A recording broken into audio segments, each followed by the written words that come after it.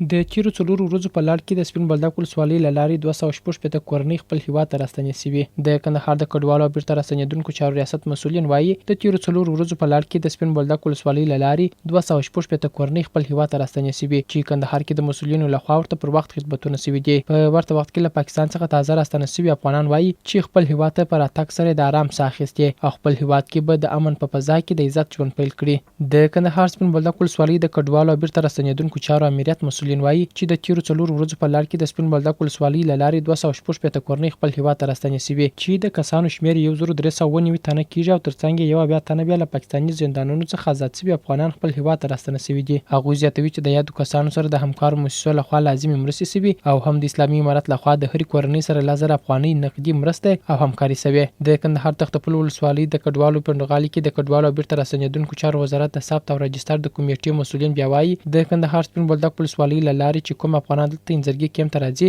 نو تر هر څه مخکې ثبت او راجستر کیږي او وروسته خدماتي او همکار مؤسسو ته د خدمت او مرستې کولو په موخه معرفي کیږي. هغوی زیاتوي چې یاد کمپ کې کډوالو لپاره د خوراک او څښاک، صحت، د اوسېدلو د ځای او ورته نورو برخو کې خدمتونه وړاندې کیږي چې پکې د اماراتي ادارو ترڅنګ نورې همکاري ادارې هم مرسته او کومک کوي. بل لور بیا هغه افغان کډوال چې تازه هیواد ته راستنه شوي خوښ دي چې د لسیزو وروسته خپل هیواد ته راستنېږي او دلته د آرام ژوند پیلوي. هغوی وایي چې د اسلامي امارت له راتګ سره په هیواد کې امنیت تامین شوی او د هر افغان لپاره د آرام او له عزت ډک ژوند کولو زمینه برابر ده. د کندهار ولایتي مسؤلین هڅه کوي چې د سپین بولدک ولسوالۍ له لارې له پاکستان څخه خپل هیواد ته د راستنېدونکو افغانانو لپاره هر ډول اړین امکانات او خدمتونه برابر کړي چې په اړوند برخو کې د مشرانو لخوا د ټولو ضد داخلي ادارو مسؤلینو ته د تازه راستنېدونکو افغانانو سره د غوره خدمتونو سپارښتنې شوي او خپل مشران هم په دوامدار ډول دغه لړۍ څخه له نږدې څارنه او نظارت کوي ترڅو هر راستنېدونکي افغان ته پر وخت او بې له کومې ستونزې خدمتونه ترسره شي.